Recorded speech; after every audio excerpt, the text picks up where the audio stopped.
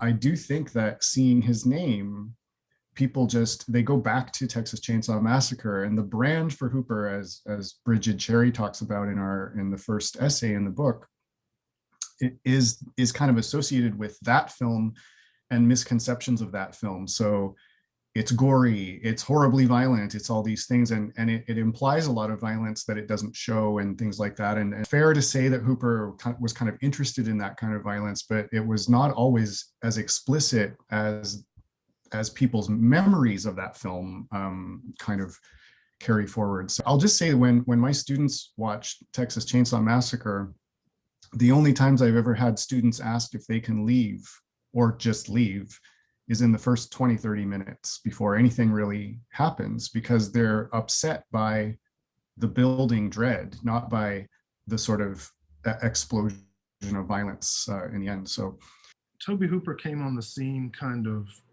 fully formed. When you think about the other directors who've been branded masters of horror, George Romero, Wes Craven, David Cronenberg, John Carpenter, all of them kind of took several films to get going. The earliest films, Night of the Living Dead, Last House on the Left, Assault on Precinct 13, Shivers, are all very good films, even great films, but all kind of working toward a more unified thematics that I think lent themselves to study at just the right time, right? All of those guys really broke in the late 70s, early 80s. Around the time that film studies was really starting to pay attention to horror for the first time.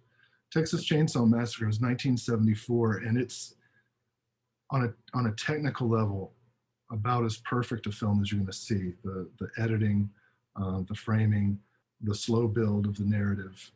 It's economical. It's tight. It's like nothing anybody had ever seen. yeah. And then following Texas Chainsaw Massacre and the debacle of its distribution, and Hooper's kind of inability to get a good deal after that in terms of making it to Hollywood or getting good distribution, kind of led to, I think, a kind of perception that he was not an auteur.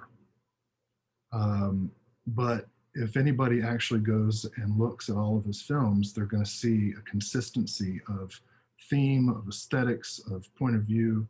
And really that's the project of this book, is to kind of show how his work does in fact hang together, despite all of the professional setbacks and difficulties that he faced, that some of the other folks of his generation of horror directors did not. I think that, as Kris was pointing out, his name always brought with it the cachet of the Texas Chainsaw Massacre, right? If you've ever heard of Tobe Hooper, you think Texas Chainsaw Massacre. So if his name top lines a film, even after his period of profitability, his post-canon period, people are still, if people going through a video store see Tobe Hooper's Night Terrors, they're probably more likely to pick it up than if they just saw Night Terrors, right? He still brings that name recognition, but he does not have he did not until this point have the sustained critical attention that he deserved. And I think we hope that this book is going to be part of a wider reassessment and celebration of his work.